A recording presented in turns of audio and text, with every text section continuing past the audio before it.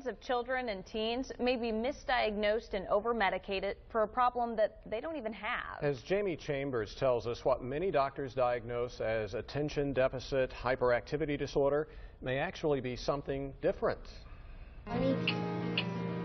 18, 16. 8-year-old Aiden Escobar struggled mightily with his spelling tests and is one of the millions of students who have been referred to a doctor to get a formal diagnosis of attention deficit disorder. My second grade teacher always yelled at me. They just said he was hyper, and they always just were they pressured my husband and I to either get a diagnosis for ADHD. They presumed that that was what he had.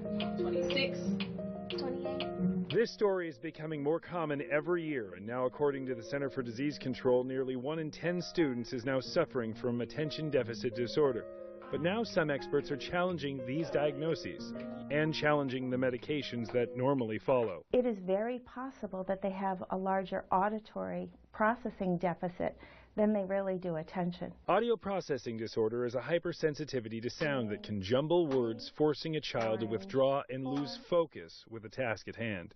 Does your child say huh or what fairly often? Do they confuse similar sounding words? Are they able to remember multi-step directions? If they're answering those questions with a yes, it is very possible that they have a larger auditory processing deficit than they really do attention. Maria Bagby started the Therapeutic Literacy Center with the goal to support the students that were slipping through the cracks and may be suffering from a misdiagnosis. Bagby says in these cases, students might be on medications like Ritalin or Adderall unnecessarily. After you take medication, you crash. It's like a coffee.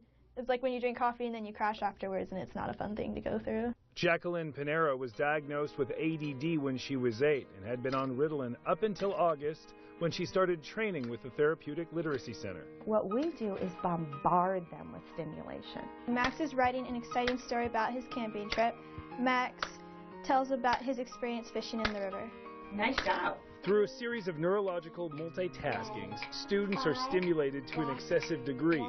Clinicians describe this process as a form of weightlifting for the brain. And while Jacqueline admits the medication helped her survive through high school, she is loving her new medication-free therapy. I'm not constantly having to have a medication going through my head and having to be stimulated all the time. I can still be mindful and conscious of everything. And as for Aiden Escobar's fear of jumbling up letters, he had this to say. I said, Mom, I think I can do my spelling test now.